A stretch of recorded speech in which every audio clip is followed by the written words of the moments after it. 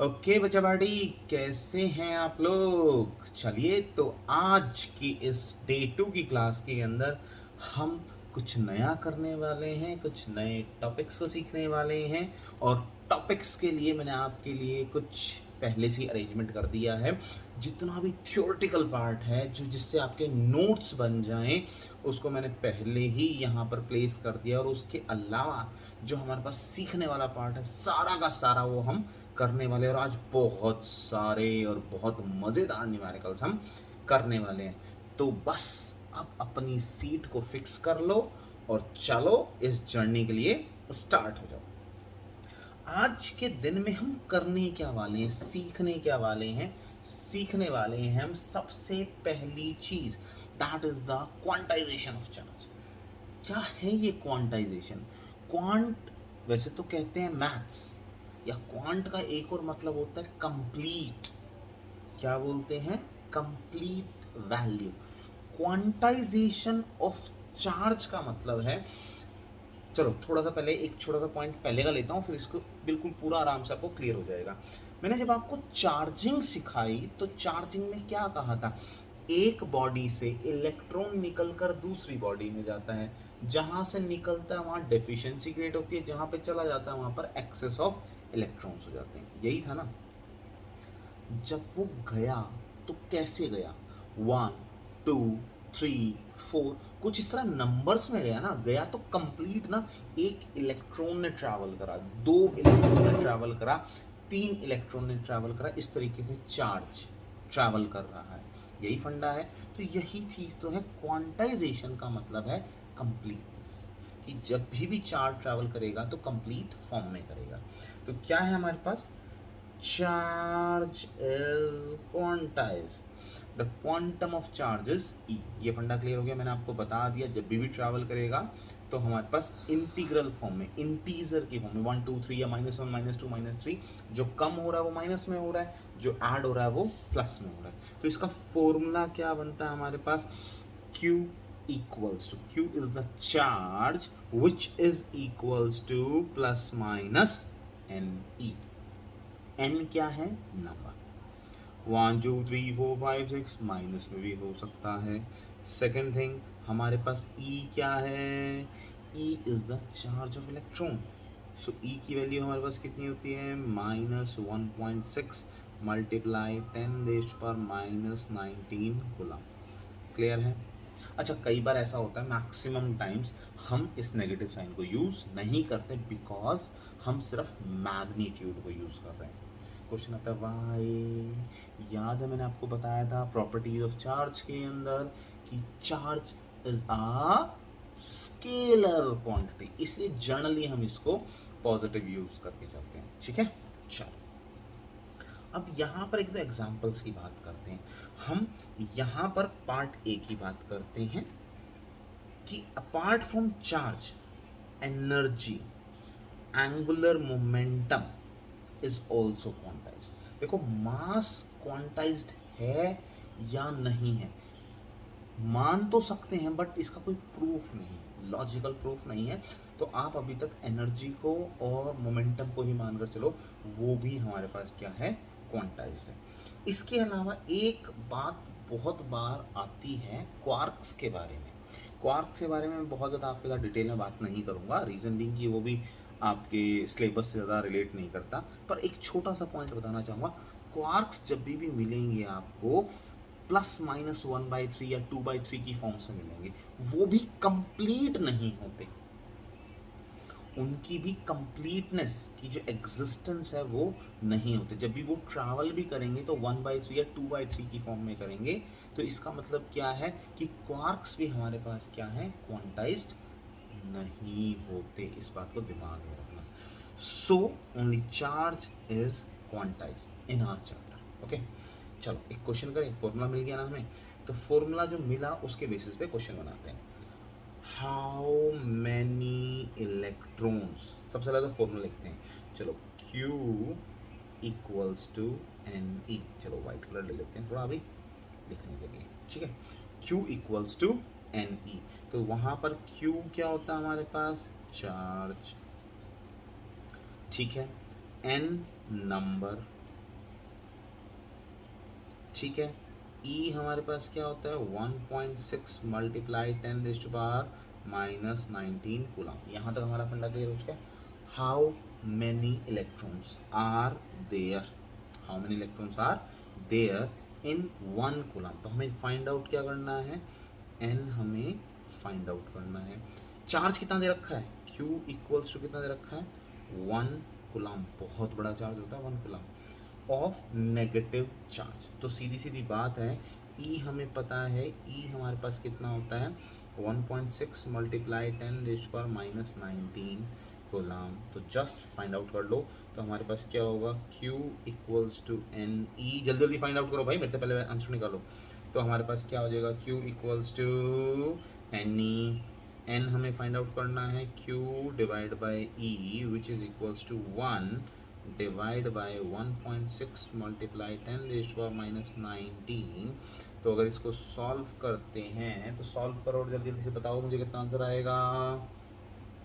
6.25 multiply 10⁻80।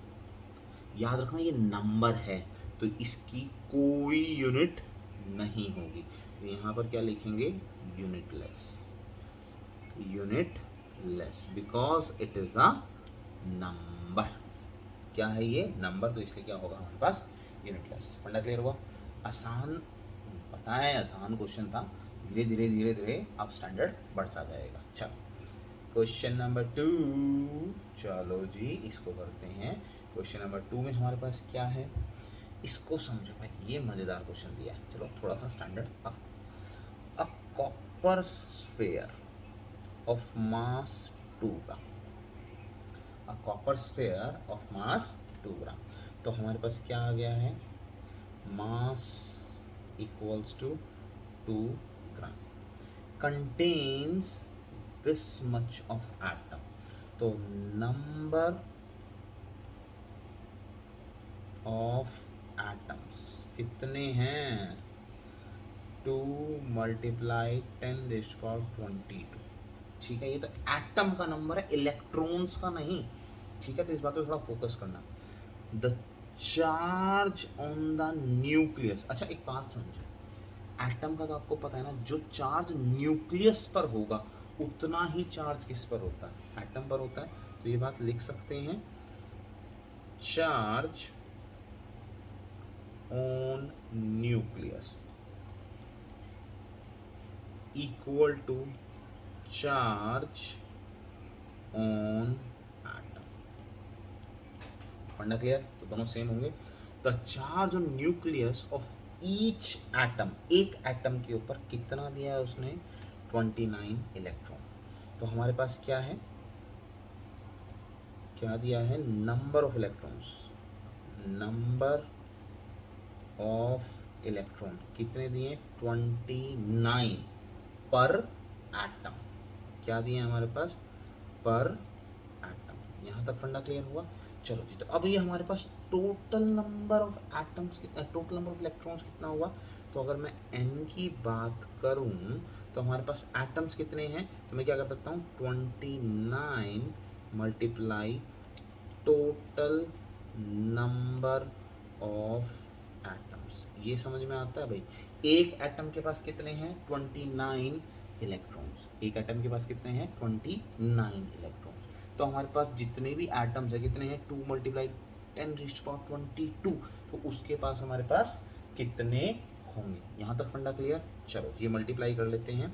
तो हमारे पास कितना आ जाएगा 29 मल्टीप्लाई 2 मल्टीप्लाई 10⁻22 एटम्स। ये हमारे पास क्या हो गए n। तो कितना हो गया 60 तो 58, कितना हो गया 58 मल्टीप्लाई 10⁻22। ये हमारे पास क्या हो गया नंबर ऑफ। अभी तक हमने देख लिया कि नंबर ऑफ इलेक्ट्रॉन्स कितने हैं, ये पता लग गया। चलो अब क्वेश्चन पे देखते हैं। फर्स्ट पार्ट क्या कहते हैं, how many electrons must be removed from the sphere to give a charge of. हमें क्या पता लग गया चार्ज। अब हमें क्या निकालना है हाउ मैनी इलेक्ट्रॉन्स। तो क्या फंडा, क्या फॉर्मूला लगाने वाले हो यहाँ पर Q इक्वल्स टू Ne। ठीक है, अब जो हमारे पास इलेक्ट्रॉन्स हैं हमें उससे कोई लेना देना नहीं है, अभी हमें नंबर निकालना है। तो नंबर निकालने के लिए N is equals to Q divide by E। तो चार्ज हमें यहाँ कितना दिया हुआ है, Q is equals to 2 micro. ये मैंने पिछली क्लास में बताया था, माइक्रो मिली नैनो ये बार बार आते रहेंगे। तो चार्ज की वैल्यू कितनी है, 2 multiply 10⁻⁻6 divide by, what is the value of charge, 1.6 multiply 10⁻⁻19। तो n की value, yes yes yes yes yes, जल्दी से कैलकुलेट करो, जल्दी जल्दी, कितना आएगा, 1.25 मल्टीप्लाई 10⁻13। क्लियर है first part, this is your part number A. ठीक, चलो अब सेकंड पार्ट को देखते हैं। Determine the fraction.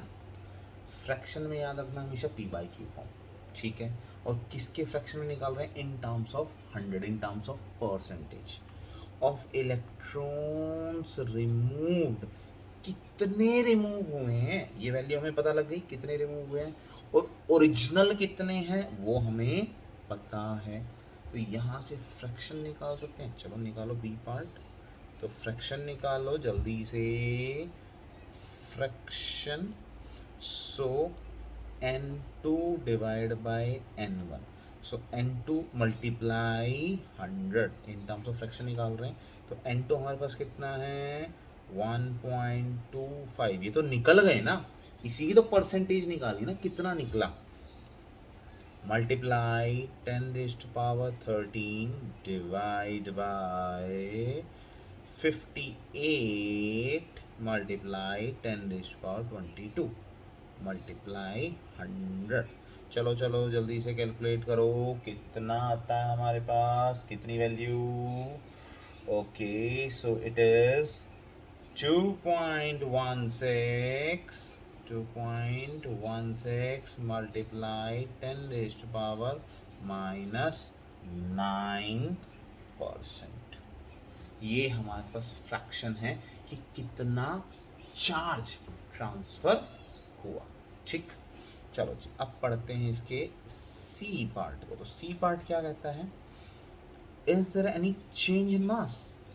ये तो देखो चीज़ बार बार आ रही है, मैंने आपको कई बार बताया, जब भी इलेक्ट्रॉन ट्रांसफर होगा तो ये श्योर है क्या ट्रांसफर होगा, मास। क्या ट्रांसफर होगा, मास। तो इसने क्या पूछा, is there any change in mass, तो आंसर है यस, मास तो डेफिनेटली ट्रांसफर करेगा ही करेगा। तो हमें पता है कितने नंबर ऑफ इलेक्ट्रॉन ट्रांसफर हुए हैं, 1.25 मल्टीप्लाई 10⁻13, और एक इलेक्ट्रॉन के पास मास कितना होता है, 9.1 मल्टीप्लाई 10⁻31 kg। तो कितना मास ट्रांसफर हुआ, चलो जी, मास ट्रांसफर, सो मास ट्रांसफर क्या होगा, mass of electron multiply number of electron transfer, number of electron transfer, ठीक है। सो हमारे पास मास ऑफ इलेक्ट्रॉन कितना होता है, 9.1 मल्टीप्लाई 10⁻31 kg मल्टीप्लाई कितने इलेक्ट्रॉन्स ट्रांसफर हुए, 1.25 multiply 10⁻13। So the total value is, yes yes yes yes, calculate करो जल्दी से, कितनी आएगी, 1.125, मैंने तो पहले से कैलकुलेट कर रखी है। सो 1 मल्टीप्लाई 1.125 मल्टीप्लाई 10⁻⁻17 kg, ठीक है।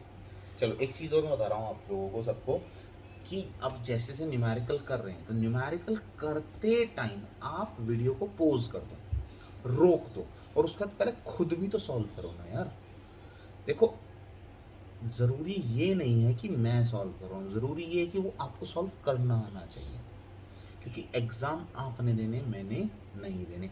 तो आप जब भी क्वेश्चन आता है वहाँ पे वीडियो को पॉज करो, सेल्फ सॉल्व करो और उसके बाद चेक करो कि क्या आंसर मैच कर रहा है या नहीं कर रहा है। और अगर कभी कोई प्रॉब्लम आ जाती है तो आप जस्ट क्या करो, कमेंट बॉक्स में डालो, वहाँ पे फिर मैं आपको हेल्प करता हूँ। ठीक है, चलो अब पढ़ेंगे सबसे major rule, that is the Coulomb's law. इस बात को समझ लो भाई, इस टॉपिक से क्वेश्चन 100% बनेगा। और इससे रिलेटेड जो न्यूमेरिकल्स आज आप करने वाले हैं उससे देखो आपका दिमाग के ढक्कन खुलने वाले हैं। ठीक है, ठीक, चलो जी सबसे पहले हम देखते हैं क्या कहता क्या है। ये कहता है force directly proportional the magnitude of electrostatic force between 2 point charges. इस बात को दिमाग में डाल लो, पॉइंट चार्जेस। कौन से charges? Point charges.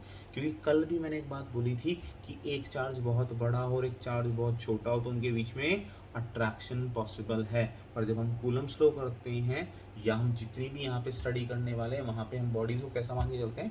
Point charges. Okay, is directly proportional to the product of charges. मतलब क्या है? एफ डायरेक्टली प्रोपोर्शनल है चार्ज 1 के चार्ज 2 के। मान लो दिस इज योर चार्ज 1, ठीक है, Q1, और ये आपके पास क्या है? Q2, और इन दोनों के बीच में कोई डिस्टेंस है R। ठीक, तो यहाँ क्या बोल रहा है? डायरेक्टली प्रोपोर्शनल किसके? Q1 एंड Q2 के, and inversely proportional to the square of the distance between them, means inverse square low. So F proportional to 1 over R square। फंडा क्लियर? दोनों को अटैच कर दो। तो this is your equation number 1, this is your equation number 2। दोनों को जोड़ दो, जोड़ते ही हमको क्या मिला? F proportional to Q1 Q2 divide by R square. तो जैसे ही आप प्रोपोर्शनल को ओपन करते हो तो यहाँ पर एक कांस्टेंट आता है जिसको हम बोलते हैं K, that is called dielectric constant. क्या बोलते हैं इसे? डाइलेक्ट्रिक कांस्टेंट या constant of proportionality. Constant of proportionality K, and in SI it is expressed as, तो इसकी वैल्यू कितनी होती है? 1/4 पाई एप्सिलॉन नॉट। क्या होती है? 1/4 पाई एप्सिलॉन नॉट। और एप्सिलॉन नॉट किसके लिए यूज़ किया जाता है? वैक्यूम के लिए। और यही अगर हम बात करें कि इक्वल्स टू 1/4 पाई एप्सिलॉन, ये किसके लिए यूज़ किया जाता है? मीडियम के लिए। आज मैंने एक बहुत अच्छा आपके लिए न्यूमेरिकल निकाला है जहाँ पर आप एयर से किसी मीडियम में जाओगे। बड़ा स्टैंडर्ड का न्यूमेरिकल है, करने में मज़ा आएगा और काफ़ी सारे कॉन्सेप्ट्स इधर उधर की क्लास 11 के भी आपके एक साथ यूज़ होंगे। ठीक है, यहाँ तक का फंडा क्लियर हुआ। मैंने क्या बोला? F directly proportional to Q1 Q2 divide by R square. K constant होता है जिसकी वैल्यू है 1/4 पाई एप्सिलॉन नॉट। ठीक है, चलो जी। अब इसको जब हम सॉल्व करते हैं 1/4 पाई एप्सिलॉन नॉट को, तो हमारे पास एक कांस्टेंट आती है value 9 multiply 10⁻⁹। 9 multiply 10⁻⁹ newton metre square पर कूलम स्क्वायर। देखो ये सारी बातें जस्ट एक बार गो थ्रू करने की, फॉर्मूला आपको पकड़ में आ गया। F equal to K Q1 Q2 by R square. K की वैल्यू 1/4 पाई एप्सिलॉन नॉट, और 1/4 पाई एप्सिलॉन नॉट की वैल्यू कितनी है? वो कांस्टेंट रहेगी। किसके लिए? एयर के लिए या वैक्यूम के लिए। और वैल्यू कितनी है? 9 मल्टीप्लाई 10⁻⁹। ठीक, चलो। और हाँ, एप्सिलॉन नॉट की भी वैल्यू देख लो। एप्सिलॉन नॉट की वैल्यू कितनी होती है हमारे पास? 8.85 10⁻⁻²। ठीक, ओके। अब आते हैं डायमेंशंस के ऊपर। चलो डायमेंशंस निकालते हैं। तो डायमेंशंस निकालते हैं एप्सिलॉन नॉट के, तो हमारे पास कितना आता है? m-1 L-3 T4 A2। Learn करने की बात है, मेरे समझाने की बात नहीं है। ठीक, अब आ जाओ असली मुद्दे पर,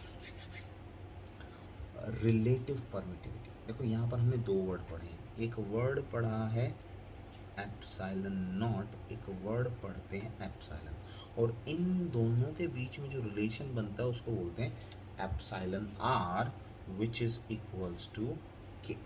ठीक है, ये रिलेशंस दिमाग में होने बहुत ज़रूरी हैं। एप्सिलॉन के साथ अलग रिलेशन होता है, फोर्स के साथ इसका अलग रिलेशन होता है। ठीक है, पहले मैं लिख देता हूँ आपके लिए जिससे आपको ईजी हो जाए समझना। Epsilon r is equals to k, epsilon r is equals to k.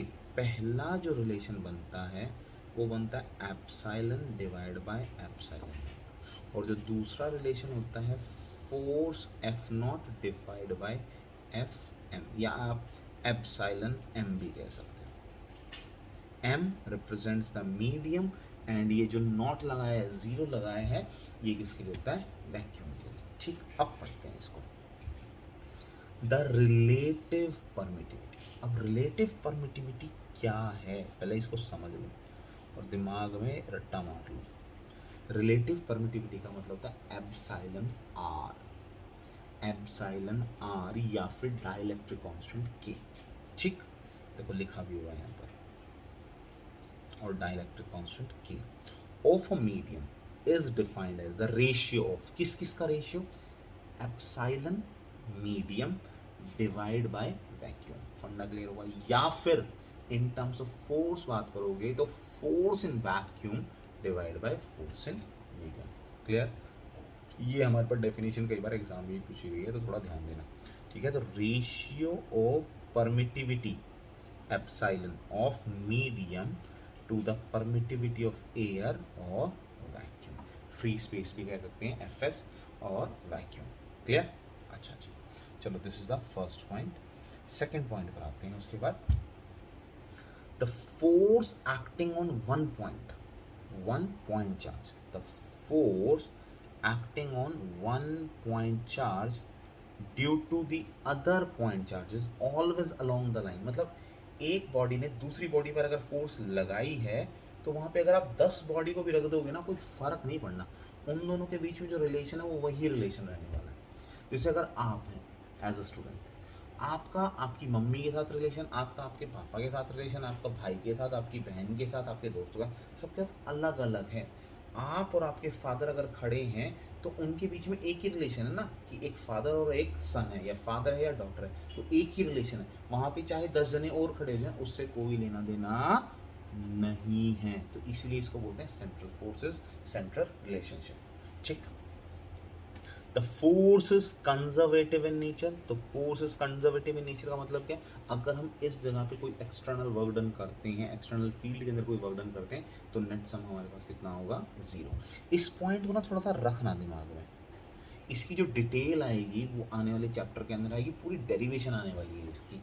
ठीक है, बस इतना याद रखना कि अगर वो हमारे पास आइसोलेटेड सिस्टम है तो वहाँ पर हमारे पास क्या होने वाला है? वर्क डन जीरो होने वाला है। ठीक है, या क्लोज लूप है। क्लोज लूप बोले तो शेप चाहे कुछ भी हो, पर जो हमारे पास इनिशियल और final point at the end आने के बाद क्या होने चाहिए? मैच करने चाहिए। तो मतलब डिस्प्लेसमेंट क्या होना चाहिए? जीरो होना चाहिए। ठीक है, क्लियर? अच्छा, since the force is a central force, the absence of any external force, अगर हम एक्सटर्नल फोर्स को हटा दें, angular momentum of one particle is conserve. ये हम पढ़ चुके हैं, एनर्जी भी कंजर्व रहती है, एंगुलर मोमेंटम भी कंजर्व रहता है। चलो जी, in vector form, vector form को थोड़ा समझने की जरूरत है। सिर्फ हम यहाँ पर क्या कर देते हैं, उसको स्प्लिट कर देते हैं दो टर्म्स को, कि हम R1 से R2 तक जा रहे हैं या R2 से R1 तक जा रहे हैं, तो हम क्या करते हैं R2 माइनस R1 या R1 माइनस R2। जस्ट इतनी सी बात है, या इसको समझो यहाँ पर क्या है। फोर्स का फॉर्मूला क्या था? 1/4 pi epsilon naught Q1 Q2 divide by R square. ठीक है यहाँ तक? चल इसको सॉल्व करता हूँ मैं। थोड़ी सी जगह ले लेते हैं, चलो इसको थोड़ा सा नीचे कर देते हैं। ठीक है, और इसको समझते हैं। इसको समझो, अगर मैं बात कर रहा हूं फोर्स की, तो फोर्स का फॉर्मूला क्या है? F is equals to 1/4 pi epsilon naught Q1 Q2 divide by R square. ठीक है, यहाँ तक तो ये सब मैग्नीट्यूड है। F क्या है? मैग्नीट्यूड, और ये सब भी क्या है हमारे पास? मैग्नीट्यूड। अगर मैं इसको वेक्टर की फॉर्म में लेके जा रहा हूँ, तो वेक्टर की एज पर वेक्टर डेफिनेशन हम क्या बोलते हैं? Magnitude and direction. चलो एक एग्जांपल लेते हैं, a vector is equals to a into में ए कैप। तो ये तो हो गया मैग्नीट्यूड, साथ में क्या है, डायरेक्शन। तो भाई इसको भी तो मुझे एक वेक्टर बनाना पड़ेगा ना। चलो वेक्टर बनाते हैं। तो एफ के साथ एफ कैप जोड़ दूँ तो ये क्या बन गया, वेक्टर बन गया हमारे पास। एफ के साथ क्या जोड़ दिया हमने, एफ कैप, ये हमारे पास क्या बन गया, वेक्टर। तो 1/4 पाई एप्सिलॉन, ये तो कांस्टेंट है, इसके साथ कुछ हो नहीं सकता। Q1 Q2 ये भी चार्ज है, इसके पास भी कोई डायरेक्शन नहीं होती, डिवाइड बाय आर स्क्वायर, मतलब क्या है, डिस्टेंस। अगर हम इसको डिस्प्लेसमेंट में कंसिडर करके चलेंगे या पोजीशन वेक्टर की टर्म्स में करेंगे तो इसके पास डायरेक्शन है। तो यहाँ पर क्या करूँ, इस पूरे पार्ट के साथ मैंने क्या करा, आर कैप को मल्टीप्लाई कर दिया। तो जो ये लेफ्ट साइड था ये वेक्टर बन गया एफ वेक्टर, और ये वाला भी तो पूरा का पूरा हमारे पास क्या बन गया, वेक्टर बन गया। तो ये हमारे पास कितना हो गया, 1/4 pi epsilon naught Q1 Q2 divide by r square, ये पूरा का पूरा स्केलर, ये मैग्नीट्यूड, और साथ में कितना आ गया, आर कैप। फंडा क्लियर, यहाँ तक ये क्या बन गया, वेक्टर। चलो अब इसको थोड़ा सा और समझते हैं डिटेल में। तो एक फंडा और है हमारे पास, क्या है, अगर मैं कहूँ a vector is equals to a cap, ठीक है, तो ए कैप की वैल्यू कितनी होगी भाई, बताओ जल्दी से। A vector divide by a magnitude, यही तो बोलोगे, यही बोलने वाले हो। तो इसी तरह अगर आर के बारे में बात करूँ तो r cap is equals to r vector divide by r magnitude, r vector divide by r magnitude. तो ये वैल्यू क्या मैं यहाँ रख सकता हूँ, तो जैसे ही मैंने यहाँ पर प्लेस करी इस वैल्यू को, so f vector is equals to 1/4 pi epsilon naught. ठीक, अब ध्यान देना यहाँ पर हुआ क्या, Q1 Q2 divide by r vector divide by, यहाँ आर स्क्वायर तो था, और यहाँ पर एक और क्या आ गया, आर, जिसको हम क्या बोल देते हैं, आर क्यूब। क्या बोलते हैं, आर क्यूब। तो ये वेक्टर फॉर्म में आ गया। तो सिमिलरली अब यहाँ पर देखो, तो ये अब ये किस फॉर्म में आया है, यहाँ देखो इसको, f equals to 1/4 epsilon naught, epsilon r वो मैं आपको डिटेल में बता दूंगा आगे थोड़ा सा, इक्वल्स टू, तो वो किस फॉर्म में आ गया हमारे पास, r cap divide by r square. तो वो r cap divide by r square भी लिख सकते हैं, या r vector divide by r cube भी लिख सकते हैं। फंडा क्लियर। चलो अब हमारे पास, यस, चलो एक बार आपको ये फंडा जो था मैं एक बार थोड़ा सा समझा ही देता हूँ, फिर आगे कभी रहना चाहे। थोड़ा सा देखते हैं, मैंने स्पेस थोड़ा सा कम कर दिया है, कहीं ना कहीं space space space space space. चलो किसी चीज़ को मिटा देते हैं, नहीं आपको नोट्स में काम आएगा। चलो जी, एक मिल गई स्पेस मुझे। और अब देखो यहाँ पर अगर मैं बोलता हूँ 1/4 पाई एप्सिलॉन, ठीक है, अभी हमने एक फॉर्मूला देखा यहाँ पर, epsilon r epsilon m epsilon naught. तो अगर मुझे एप्सिलॉन एम की वैल्यू निकालनी है तो मैं के टाइम्स ऑफ एप्सिलॉन नॉट बोल सकता हूँ। फंडा क्लियर। या एप्सिलॉन एम को epsilon r times of epsilon naught बोल सकता हूँ। ये किसको रिप्रेजेंट कर रहा है, मीडियम को रिप्रेजेंट कर रहा है ना। तो यहाँ पर क्या है, हम एक मीडियम को रिप्रेजेंट कर रहे हैं, ना कि वैक्यूम को। या फिर अगर हम वैक्यूम को भी रिप्रेजेंट कर रहे हैं तो in that case k equals to epsilon r equals to 1 हो जाएगा, क्योंकि के की वैल्यू कितनी होती है, 1। किसके लिए, वैक्यूम या एयर के लिए। This is called the formula. फंडा क्लियर, अब तो समझ में आ गया। चलो जी नेक्स्ट पॉइंट, क्योंकि आपके नोट्स इस हिसाब से सेट कर दिए हैं मैंने कि अब आप इजी तरीके से इनको टेलीग्राम चैनल से इजीली पढ़ सको, प्रिंट आउट भी करोगे तो आपकी सारी बात बन जाएगी। और हाँ, टेलीग्राम का लिंक गिवन है वीडियो के नीचे डिस्क्रिप्शन के अंदर, तो वहाँ से आप टेलीग्राम चैनल को ज़रूर आप अच्छे से उसके अंदर एंटर हो जाओ, उसको ज्वाइन कर लो, और वहाँ पे आपको सारी की सारी अपडेट्स मिलती रहेंगी, नोट्स वगैरह भी मिलते रहेंगे, वीडियो की अपडेट्स मिलती रहेंगी, कभी कोई टेस्ट है या आपके पास कोई एडिशनल जो भी मटेरियल्स मैं देने वाला हूँ तो वो सारा सारा आपको वहाँ पर मिल जाएगा। चलो कुछ अब जल्दी जल्दी पॉइंट्स कर लेते हैं। अब क्या हमारे पास रिगार्डिंग कूलम्स लॉ कौन कौन से पॉइंट है। सबसे पहला हमारे पास क्या जिसको बोलते हैं principle of superposition, principle of superposition force. अब समझो कोई एक पॉइंट है, ये एक पॉइंट है, ठीक है, कोई चार्ज रखा हुआ है, इसके ऊपर कोई एक चार्ज यहाँ से फोर्स लगा रहा है, एक चार्ज यहाँ से फोर्स लगा रहा है, एक चार्ज यहाँ से, एक चार्ज यहाँ से। अब क्या होगा भाई, सिंपल सी बात, सबको आपको ऐड करना है इन टर्म्स ऑफ वेक्टर।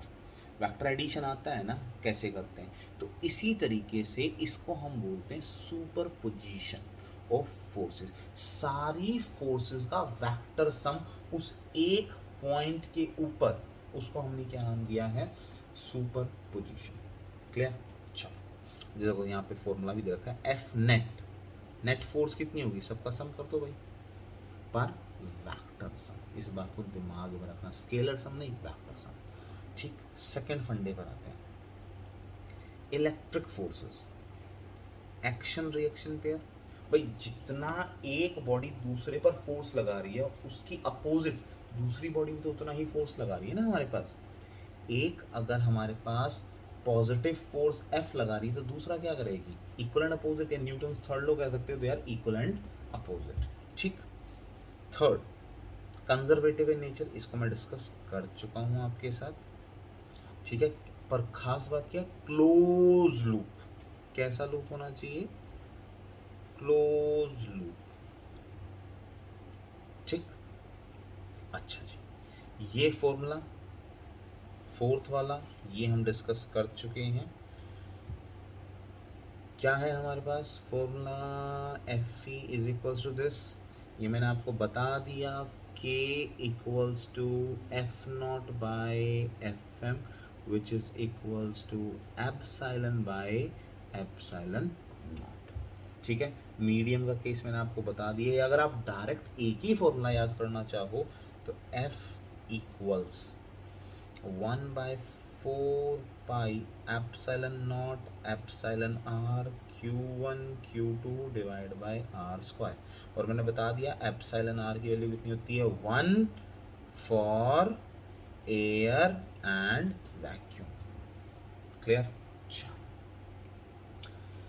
हाँ, ये लैमिस थ्योरम, भाई लैमिस थ्योरम का एक इतना स्टैंडर्ड क्वेश्चन डाला आपके लिए, मज़ा आ जाएगा। मतलब चाहे आप सीबीएसई के लिए कर रहे हो तैयारी, चाहे नीट के लिए कर रहे हो, चाहे जेई के लिए कर रहे हो, न्यूमेरिकल बनाने में मज़ा आ जाएगा, स्वाद आने वाला है। देखते जाना क्या होगा। लैमिस थ्योरम बड़ी काम आने वाली है, तो इस चीज़ को समझना। लैमिस थ्योरम में एक्सप्लेन नहीं करा, बस एक पॉइंट एक्सप्लेन करूँगा कि लैमिस थ्योरम आपने 11 में पढ़ रखी है ना, नहीं पढ़ी, बताऊँ, चलो 2 मिनट लगा के बता देता हूँ। क्या कहती है, अगर तीन forces, if 3 congruent forces F1, F2 and F3 as shown in figure are in equilibrium, तीनों की तीनों फोर्स किसी एक पॉइंट पर है और वो इक्विलिब्रियम में है, तो तीनों का जो नेट सम होगा वो कितना होगा, 0। तीनों का नेट सम कितना होगा, 0। पर जो दूसरी खास बात है वो सबसे ज़्यादा यूज होती है जब वो उन्हें बैलेंस किया जाता है। जैसे मान लो ये F2 है, क्या है हमारे पास, F2, एक सेकेंड, हाँ F2 है, तो इसके सामने एंगल कौन सा दिख रहा है, इसके सामने की तरफ ध्यान दो तो आपको एंगल कौन सा दिख रहा है, बीटा। नहीं तो सिंपल, और भी सिंपल करता हूँ, जिस भी फोर्स को या जिस भी वैल्यू को आप कैलकुलेट कर रहे हो उसके अपोजिट जो बचे हुए, जैसे F2 को कर रहे हैं तो अपोजिट में कौन बचा हुआ है, F1 एंड F3, उनके बीच में जो एंगल है उसको पकड़ लो। ठीक, वो आपके डिवाइड में आ जाएगा साइन थीटा के साथ। तो F1 को देखो जरा, F1 के साइड में कौन है, F2 और F3, उसके साथ एंगल कौन सा है, अल्फा, तो F1 divide by sine alpha equal to F2 के सामने कौन है, beta, F2 by sine beta, F3 के सामने कौन है, gamma, F3 by sine gamma. फंडा क्लियर, समझ में आता है। ये जो 2 पॉइंट्स हैं ये आपकी सेल्फ स्टडी है, ऑलरेडी मैं बता चुका हूँ, सेम चीज़ है। ठीक, चलिए अब चलते हैं इंपॉर्टेंट नोट्स, और उसके बाद अब भाई लगातार न्यूमेरिकल्स आएंगे, तो बस फिर अब तैयार हो जाना भाई, सीट बेल्ट बांध लेना, और उड़ान के लिए तैयार हो जाना। चलो, Coulomb's law is universal law, और ये पहला पॉइंट बहुत बहुत बहुत बहुत बहुत इंपॉर्टेंट है। जितनी भी चीज़ें हम पढ़ते हैं, एक इलेक्ट्रॉन और न्यूक्लियस के बीच में जो फोर्स है, इलेक्ट्रॉन और न्यूक्लियस के बीच में जो फोर्स है, वो भी किससे आप मेजर कर सकते हो? कूलम्ब्स लॉ से। वेंडरवॉल फोर्स कहाँ होती है? वेंडरवॉल फोर्स होती है एटम और मॉलिक्यूल के बीच में। वहां पर भी जो चीज़ आप कैलकुलेट करते हो, किसकी हेल्प से, कौन से फॉर्मूले की हेल्प से? कूलम्ब्स लॉ की हेल्प से। ठीक है। सेकंड, इसकी लिमिटेशन कहाँ तक है? इसमें हम मेजर कहाँ से कहाँ तक कर सकते हैं? मैंने कहा ना न्यूक्लियस, तो न्यूक्लियस साइज से लेकर 10⁻⁻15 तक का डिस्टेंस हो सकता है मिनिमम, और 10⁻+18 तक का डिस्टेंस हो सकता है मैक्सिमम। खास बात, इसकी डेफिनेशन में ही आया था, ये किस पर काम करता है? पॉइंट चार्ज पर। किस पर काम करता है? Point charge. थर्ड, हमारे पास ग्रेविटेशनल लो है, और जो हमारे पास कूलम्ब्स लो, वो आपस में रिजेंबल करते हैं। वहाँ अगर हम ग्रेविटेशन की बात करते हैं तो कैपिटल G m1 m2/r²। वहाँ मास को प्रेफरेंस दी जाती है, यहाँ पर किसको दी जाती है? चार्ज को। तो यहाँ हमारे पास क्या हो जाता है? K Q1 Q2/r²। कैरेक्टरिस्टिक्स क्या है? सेंट्रल फोर्स, ये मैं आपको बता चुका हूँ, अभी एग्जांपल दिया था फादर एंड सन का, बाकी चाहे कोई भी हो, पर that relation remains the same. ठीक है। कंजर्वेटिव, इसका एग्जांपल हो चुका है, वर्क डन कितना हो जाता है? 0। और लूप कैसा होना चाहिए? लूप कहो या क्लोज पाथ कहो, लूप का मतलब ही होता है क्लोज। ठीक है। इलेक्ट्रोस्टैटिक फोर्स की जो सिमेट्री होती है वो कैसी होती है? स्फेरिकल। जैसे क्रिकेट की बॉल होती है ना, स्फेरिकल। अच्छा, ओबे इनवर्स स्क्वायर लो, ये हम देख चुके हैं, F प्रोपोर्शनल टू 1/r²। ठीक है, इनवर्स स्क्वायर लो हो गया। Electrostatic force between two charges attractive कब होंगी? जब वो अपोजिट होंगे। रिपल्सिव कब होगी? जब वो सेम होंगे। ठीक है। अब ये बातें सारी याद हो गई है ना, तब जल्दी जल्दी आपको भी समझ में आ गई है, क्लियर हो गया, तो थोड़ा सा फास्ट चला रहा हूँ। ठीक है। इलेक्ट्रोस्टैटिक फोर्स नॉट अफेक्टेड, भाई दो लोग हैं तो तीसरे का कोई इम्पैक्ट उस पर नहीं पड़ता। Coulomb's law governing electrostatic force between two charges corresponding to Newton's law of gravitation. Newton's law में जो ग्रेविटेशनल न्यूटन्स लॉ था और जो हमारा ये है, वो आपस में रिजेंबल करते हैं। और लास्ट क्या हमारे पास? एक्शन रिएक्शन, वो उसको फॉलो करता है। ठीक है। चलो जी, अब असली मुद्दे की बात पर आते हैं। अब तक तो थ्योरी थी, अभी तक तो बेस बन गया, हमारे कॉन्सेप्ट्स बन गए, अब करेंगे न्यूमेरिकल्स।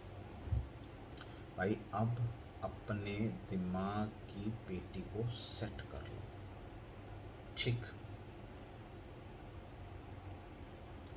चलो जी, ओके। पहला numerical, what is the smallest smallest electric force? So सबसे पहली बात तो मुझे फॉर्मूला पता होना चाहिए। क्या फॉर्मूला था भाई फोर्स का? F equals to K Q1 Q2 divide by r², या फिर लिख सकते हो 1/4πε0 Q1 Q2 divide by r²। निकालना क्या? What is the smallest force? सीधी सीधी बात है, आपको निकालना क्या है?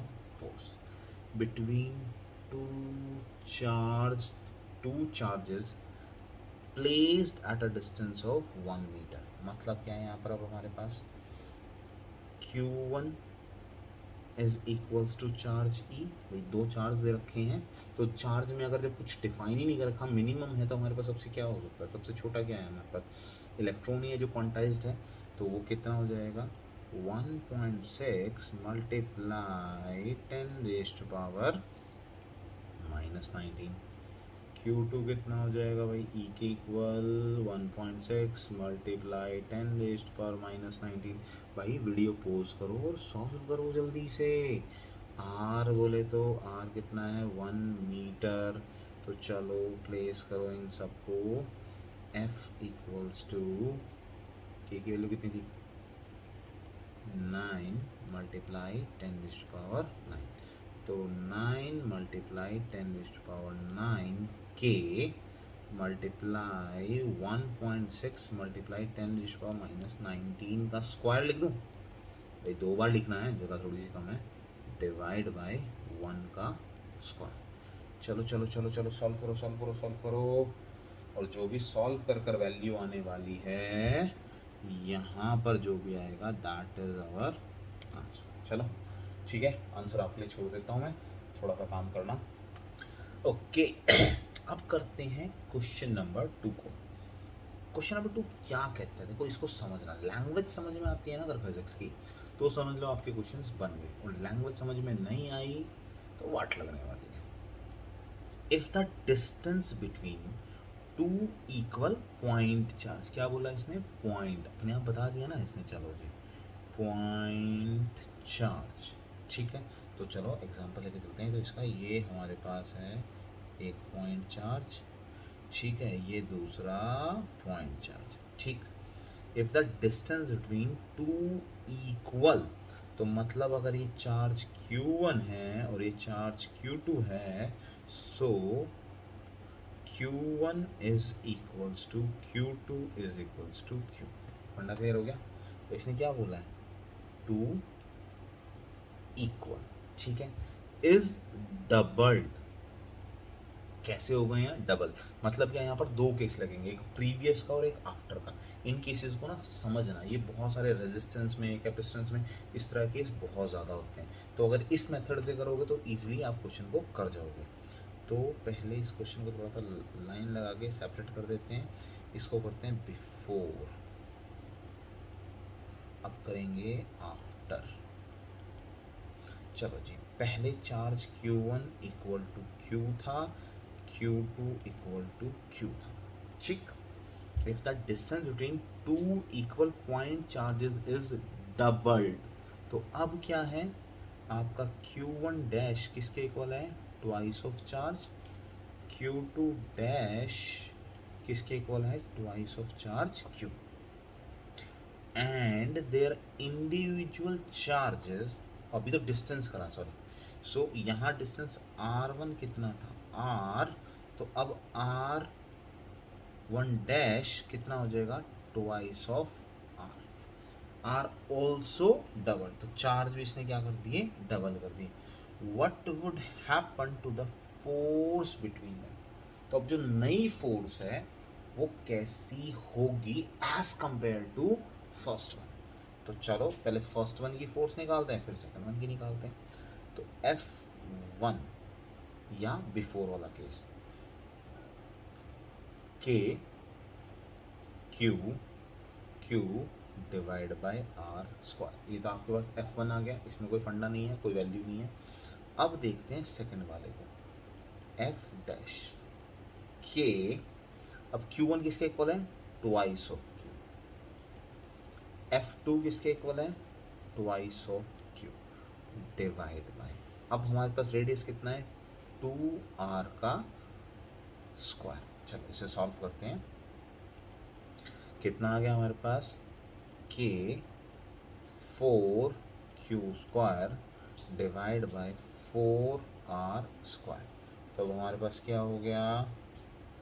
4 से 4 कैंसिल, तो किसके इक्वल आ गया? K Q square divide by R square. ये हमारे पास क्या है? F dash. तो हमें क्या पता लगा? ये हमारे पास क्या था? F1 ओल्ड, और ये हमारे पास क्या है? न्यू। तो हम क्या कह सकते हैं? Old force is equals to new force, so both remains same। Clear? अभी तक इजी क्वेश्चन बन गए ना, अब थोड़ा सा स्टैंडर्ड क्वेश्चन के ऊपर चलते हैं।